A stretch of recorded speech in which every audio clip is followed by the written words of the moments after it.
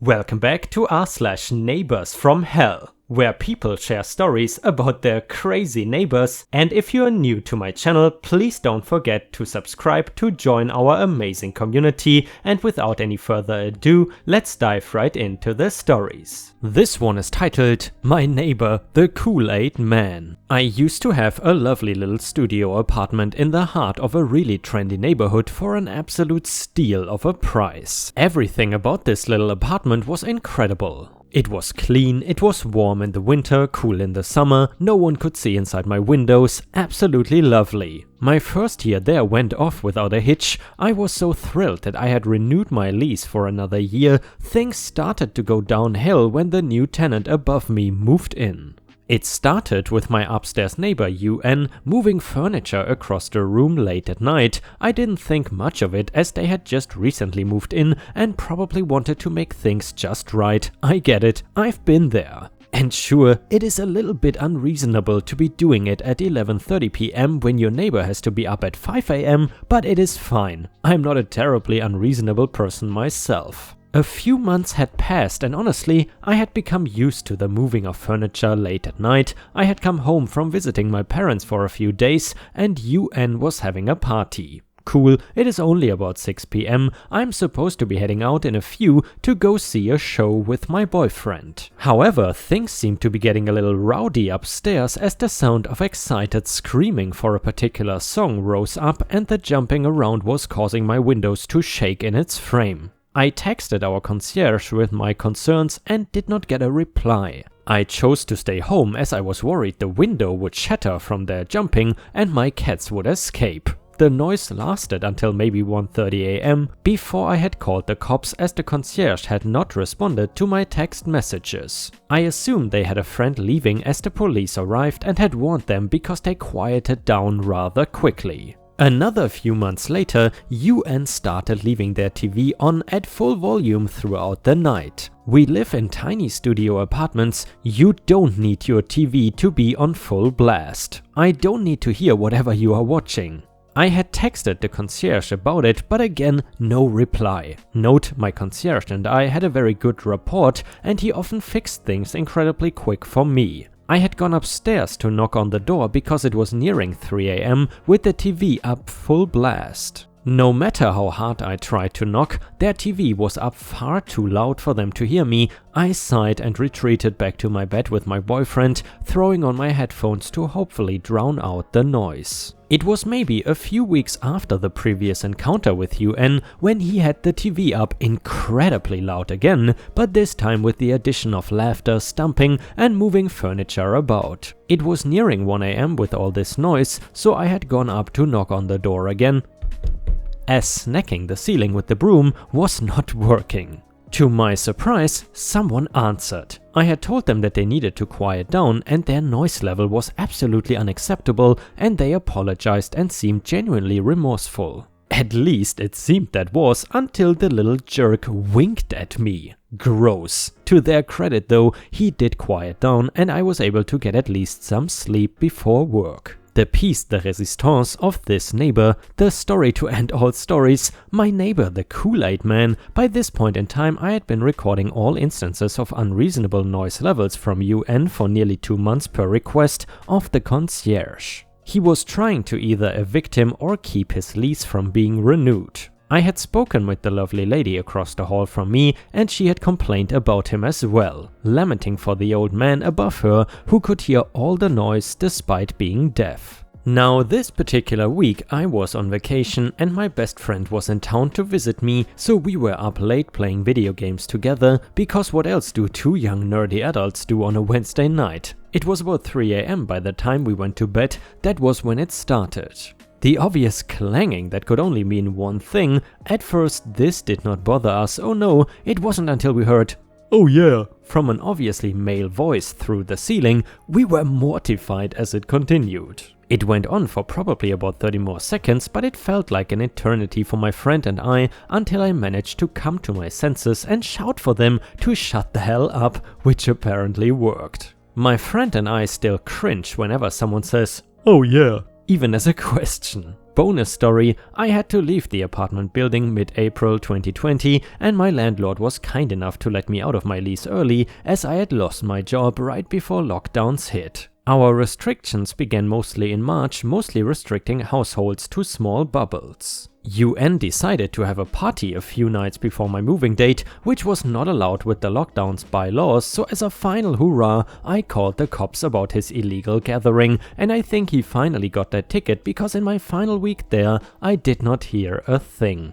And guys, I gotta say, these stories about incredibly loud neighbors kind of scare me, to be honest. It seems like if the landlord does not really give a damn, there is not much you can do. And now I just imagine what would happen if you would own an apartment in such a complex and have incredibly loud neighbors. What could you do about these people? If it's really true that you cannot do much, then I would suppose it is really safer to just rent an apartment in a big apartment complex instead of buying it. If you got any good ideas on how to deal with awful neighbors such as the one in this story, then please let us know about your ideas in the comments. The next one is titled, "My house has to have a uniform appearance." Okay, so this happened in the early 2000s. I had a chance meeting with an old friend who reminded me of the story. Just for clarification's sake, I had an accident which left me with a long road to recover personal mobility. At the time I lived in a third-story Victorian-era apartment, so I bought a ranch-style house that was better suited to my recovery. The house was a 3-bedroom, 2.5 bathroom detached garage and by my opinion a rather ugly shade of yellow. My girlfriend at the time took the opportunity to move in with me. Beyond family I had 2 regular visitors, a personal trainer and an aide. So for argument's sake, I cannot say that everything leading up to the malicious compliance was brought on by one single neighbor, but at the very least, if I had a fire, she was pouring gasoline on it. I quite quickly met 2 of my neighbors upon moving in. The 2 couldn't be any more opposite if they tried. One neighbor, AL, an old biker whom everyone should have a neighbor like at least once in their lives. And the other, Wilma, nosy neighbor extraordinaire. The rest of the neighborhood was a great blend of ages, ethnicities, families and whatnot. Just good people doing the best they could. Things started off on the wrong foot. More appropriately wheel with Wilma. Right off the bat she made it clear that she was the type of person to personally inspect anything you did to your house. And she did not mind telling you if something wasn't up to her standards, which included my old 69 Chevy truck. She clearly thought that was ugly. Note, throughout this story I was not able to drive it as I was mostly wheelchair bound, however I kept it registered and ready. Though for some reason Wilma loved my girlfriend and would talk at length to her, my girlfriend did not share the same feelings for Wilma.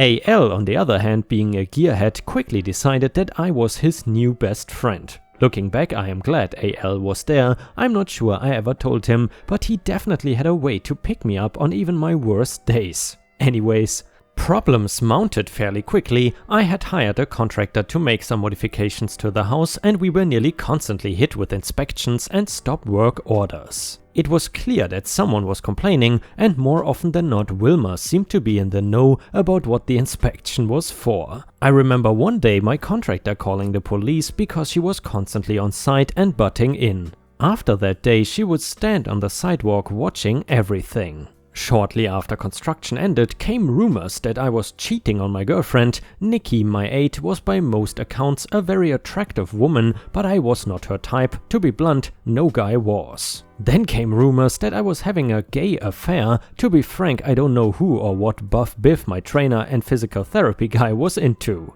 I do know he enjoyed bending me into a pretzel and telling me that I wasn't trying hard enough. Nice guy outside that. Of course the gay rumors spurred the local church flyers and occasional visits to attempt to save me. Nikki tried to put on a good face, but she was clearly bothered by it and that pissed us all off. Come one day, AL had enough and confronted the church members as they were walking up to the house. It wasn't anything physical, but it was loud enough with open windows to hear AL letting them know we all had enough. Wilma called the cops, but at least that harassment stopped. From that day on, it seems like I either had the city or the police knocking on my door all the time. If AL took me for a ride in my pickup, cops were called. If my truck was not parked by whoever I let it drive it in my garage at night, city was called. If my grass was a touch shaggy, city was called. If I was in my garage and dropped a wrench after 10 PM, cops were called. If we had friends over and we were boisterous after dark, cops were called. Nikki's fiancé came over and planted some flowers for me. She was a sweetheart like that. And yep, the city came and visited and I had to have my yard rearranged, so much for low maintenance yard. All the while, somehow Wilma seemed to know everything about what was going on. One evening we had a bad storm. In the storm a large branch fell off the oak in my yard and ripped off several rows of siding. Wilma's first course of action was to call the city on us right after the storm damaged our property, since now our house did not look uniform whatsoever. Sure enough, city came knocking as my contractor is cleaning up the branches. I ended up with a notice to repair the siding on the house or face penalties. Now, we couldn't get the same siding, and to be honest, I was a bit excited to get rid of the ugly yellow, at least on the front of the house. My contractor made some emergency patches to the siding while we were supposed to decide what to do. Of course, this brought Wilma out, who informed us that the city code required a uniform appearance of the house. And Wilma was not a fan of my stating that I was thinking the house would look good in a tan color. She was trying to steer me back to yellow because my second choice, white, would have been too many white houses in a row in her opinion. Cue malicious compliance. I confirmed with the city that yes, the house had to have a uniform appearance, which meant that I would have to at least paint the rest of the house to match the front. And that was really the only restriction. Somehow during this time I had found out that Wilma absolutely hated the color fuchsia. And I hope that is how you pronounce it, by the way, so I proceeded to tell my contractor to paint the house fuchsia. It just so happened that Wilma was away the week that my house was repaired and painted, so upon her return she wasted no time coming over to demand we painted it a different color. My girlfriend looked her straight in the eye and said something to the effect of, "It is such a lovely color and certainly wakes up the neighborhood." Wilma stormed off. The aftermath, that was more or less the end of our direct conversations with Wilma. She did call the city, who came out and gave us the blessing to keep the color. And she did complain about the hideous house across the street to our neighbors. The officers were also more or less done with her harassment towards us. I'm not sure what they said or if they said anything, but there was definitely a reduction in visits. About a year later, Wilma suffered a heart attack, which she survived but decided to move closer to her children. I moved out a year after that and I found out via said friend that the house is still fuchsia. And ripe stars, if you have watched until here and enjoy the Neighbors from Hell stories, please don't forget to post some star emojis in the comments if you want to support my channel. Thank you so much for your amazing support every single day. I am very grateful to have you here. The next one is titled Karen Demands I Babysit the Entire Neighborhood for Free. Back when I was a kid, my uncle married a woman I despised. She was a manipulator, social climber, and an all-around gross person. She had 2 sons from a previous marriage. At the time of this story I was 14 and the boys, who were horrendously behaved, were 6 and 8. I had sworn off babysitting them because they would try to physically hurt me, and she refused to pay me, but made an exception this one time because her sister-in-law was receiving her prison sentence for having intercourse with a high school student she taught. I felt sad for the family, so I said I would do it for free just this once. They lived in one of those neighborhoods where your neighbors just walk in your house and say hi and kids roam freely. Basically my version of hell, but I digress. There was a crazy neighbor that lived across the street that kinda scared me. She is what we now know as a Karen. Well, Karen's 2 kids, ages roughly 4 female and 8 male, show up in the yard while I am watching my cousins. The boy starts climbing the tree and dangling from tall branches while I begged him to get down and tell him that it wasn't safe.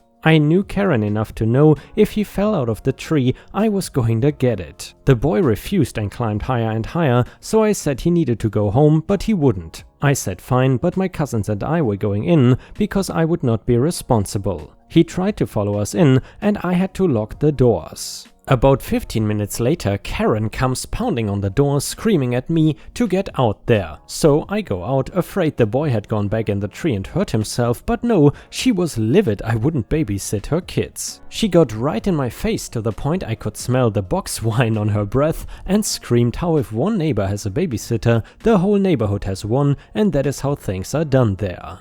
I calmly said I wasn't even getting paid, but if they want to organize group babysitting, then call someone else because I was 14 and too young to do it. I told my uncle's wife what happened when they got home, and she took her turn yelling at me and accused me of trying to ruin her friendship with Karen. My uncle just stood there. When my dad picked me up, I waited until we got home to tell him what happened, and he called my uncle in a rage, but my uncle agreed I should have babysit his stepkids, Karen's kids plus the other 3 kids that were there, but not causing trouble. I never babysat them again, and several years later the marriage ended in divorce when my uncle took one of the kids to the park and found her on a date with one of her boyfriends.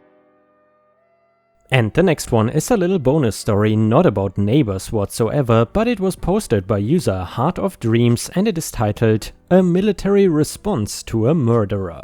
Hey Ripe, I had another story about my crazy extended family, this time grandpa on my mother's side. I never had a chance to meet either of my biological grandfathers, they both passed away before my parents met. In fact, my parents like to say the 2 of them met in heaven and agreed to put my parents together. My grandmother, dad's side, remarried the year my parents married, on April Fool's Day no less. My other grandma, mom's side, was quietly proposed to and accepted her remarriage at my parents' reception. Anyway, I always loved to hear stories about my grandpa Finn. He was a captain of the Green Berets by his early 20s. He retired early when the US military implemented rules that officers needed a college degree. He apparently wasn't willing to serve under someone who had never been in the field and was unwilling to return to school, so he returned to civilian life. My favorite story, beside a few childish pranks played between him and my uncles, is the story of how he caught a criminal. Living in Las Vegas, he became a cab driver. During his time as a cabbie, a string of murders targeting cab drivers occurred. The murderer's photo went up on the news after a while. And as some of you might guess, my grandpa had this man flag him down and got into his car one faithful day. Through the fuzzy details told by my mother, he recognized the man as he was closing the door, and his training to preserve his life kicked in. As he observed his surroundings, he noted 3 things. First, the man was not wearing his seatbelt. Second, there was an open field just in front of him. And third, and most importantly, my grandpa had his seatbelt on. So before the man could pull a weapon, my grandpa hit the gas, flattening the man into the seat. As the man regained his ability to move, the car flew into the open field of the road and grandpa slammed on the brakes. Unsecured and unprepared, my grandpa's simple maneuver put the off-guard criminal's head through the windshield, knocking him out cold. Grandpa proceeded to call the police and turn the man over. My details of what happened after are not clear, but my mother did tell me that one infuriating piece of information I resent on my grandfather's behalf to this day. My grandpa was rewarded for capturing the murderer, but he was also on the hook for the damage to his cabbie by his company. And the reward was less the total cost of repair. So, despite his quick thinking to preserve his own life and capture a wanted murderer, he still was financially in the hole due to the damage to his cab. And thank you very much, Heart of Dreams, for this interesting stories. I gotta say, I really enjoy the, so to say, military stories, or at least stories about former or even active military members. They kind of have a special touch in my opinion and are very much appreciated. Thank you so much for posting this story. And guys, sadly, we have already reached the end of the video. However, if you cannot get enough of my content, then I would highly suggest you to check out my binge watch endless playlist on YouTube, which you will now see in the left or right corner of your screen. In addition, if you still cannot get enough and crave more exclusive Ripe content, then please head over to patreon.com/ripeyoutube for more than 50 exclusive Ripe videos that you will find nowhere else. In addition, I would just like to say I am so grateful for your support as usual, but lately we almost always reach 1000 likes, which helps me tremendously. Thank you very much for your amazing support. I hope you have a great day and I will see you again tomorrow.